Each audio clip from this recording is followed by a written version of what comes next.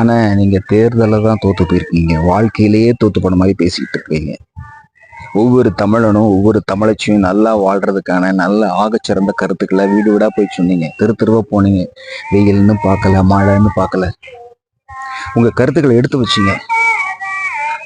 மக்கள் உங்களுக்கு ஆதரவு தெரிவிக்கல.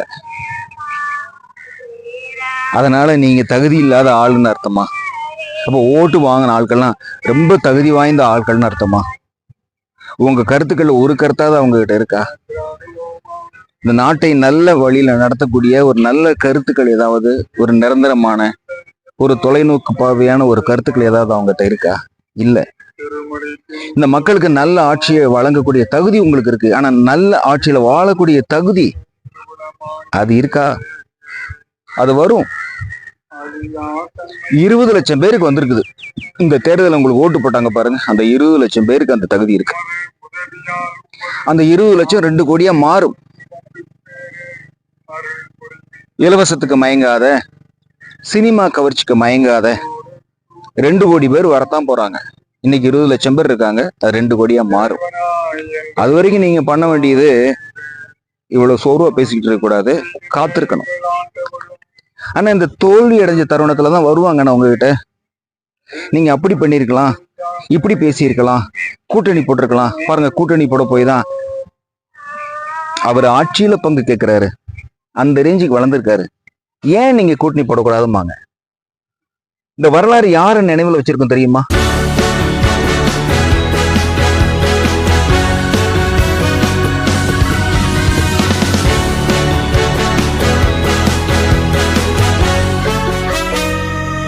கொண்ட கொள்கையில உறுதியா நிக்கிறாங்களா அவங்கள தான். வின்ஸ்டன் சர்ச்சில் சொல்றாரு, success is not final, failure is not fatal, but it's courage to continue that counts. வெற்றியும் நிரந்தரம் அல்ல, தோல்வியும் நிரந்தரம் அல்ல. நீங்க தொடர்ந்து முயற்சி பண்றதுக்கு ஒரு தைரியத்தோடு இருக்கிறீங்கல்ல, அந்த தைரியம் தான் முக்கியம். You may encounter defeats, but you must not be defeatedங்கிறாங்க Maya Angelo. அமெரிக்காவில் உள்ள ஒரு poet, அவங்க ஒரு நடிகையா இருந்தாங்க. 1967 என்ன நடந்துச்சு? கர்ம வீரர் காமராஜர் தோத்து போறாரு. தன்னை விட வயதில் சிறிய ஒருவரிடம் தோத்து போறாரு. அவர் தோற்று போறதுனால அவருக்கு ஒன்றும் ஆகல, தோண்டு விடல, உடனே சேவை செய்ய போயிறாரு. மக்கள் அதை பாக்குறாங்க. அடுத்த வருடம் நடந்த நாடாளுமன்ற தேர்தல்ல, நாகர்கோவில் நாடாளுமன்ற தேர்தல்ல அவர் வெற்றி பெறாரு. மக்கள் அவர் ஜெயிக்க வைக்கிறாங்க. புரட்சி தலைவர் எம்ஜிஆர் மக்கள் சேவை ஒன்றையே தன்னுடைய வாழ்க்கையின் அங்கமா வச்சுக்கிட்டு இருந்தாரு. அதனால மக்கள் என்ன பண்ணாங்க, அந்த இரட்டை இலை சின்னத்தை தங்களுடைய வாழ்க்கையின் அங்கமா மாத்திட்டாங்க. மக்கள் சேவை செய்யறதுனால அரசியல் மற்றும் அவர் வெற்றி பெறல, அவர் கடவுளாகவே பார்க்கப்பட்டார். கடவுளா பார்க்கப்பட்டார் அவர்.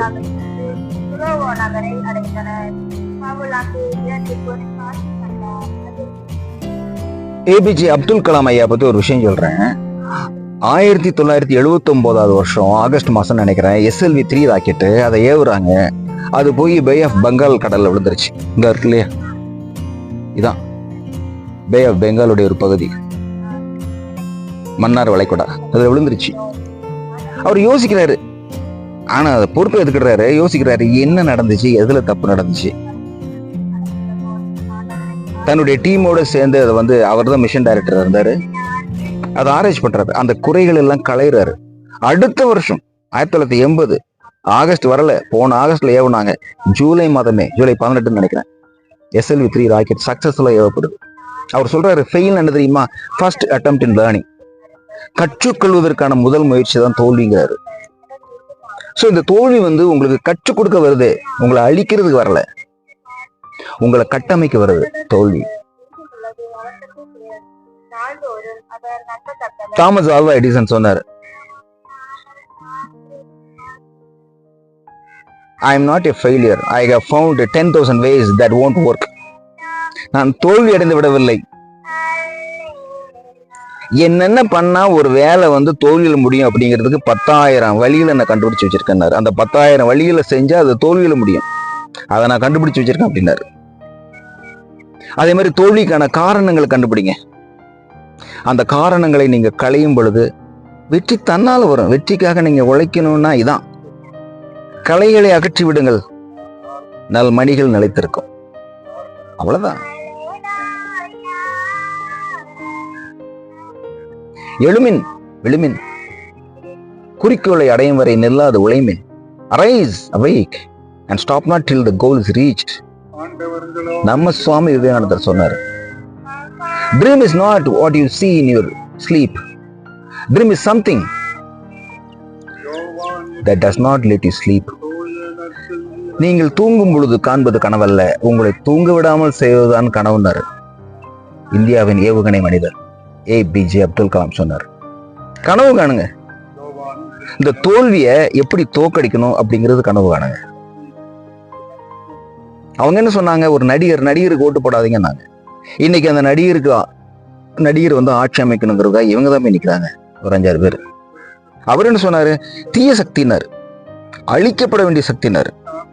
இன்னைக்கு ஆட்சி அமைக்கிறதுக்கு அவங்க உதவி செய்ய மாட்டாங்களா அப்படின்னு அவங்க கூட என்ன 4-5 பேரை கேட்டுட்டு இருக்காரு, ஆதரவு தெரிவிங்க அப்படின்னு. யார் தீய சக்தி? இந்த மாதிரி ஒரு அரசியலுக்குள்ள நீங்க சிக்க கூடாதுன்னு உங்களை காப்பாத்தி விட்டுருக்காரு அவருன்னு நான் கடவுளை சொல்றேன். உங்களை காப்பாத்தி விட்டுருக்காரு அவரு.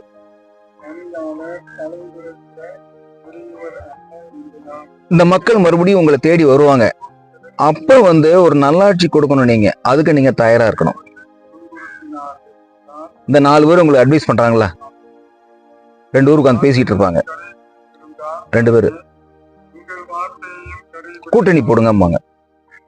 அத அவங்க சொல்றது கிட்ட கூட்டணி போட்டீங்கன்னா அந்த மக்கள் உங்களை நோக்கி ஓடி வரும்போது அங்க நீங்க இருக்க மாட்டீங்க, கூட்டணி போட்ட வேற ஒருத்தர் இருப்பாங்க. கொண்ட கொள்கையில் உறுதியா இருங்க. இந்த மக்களுக்கு நல்லாட்சி வழங்குறதுக்கு எப்பொழுது வேண்டுமானாலும் ஒரு வாய்ப்பு வரலாம். மக்கள் உங்களை தேடுவாங்க. அப்ப அந்த கொள்கை பிடிப்போடு நீங்க இருக்கணும். கண்டிப்பாக வெற்றி பெறுவீங்க, இறைவன் அருளால்.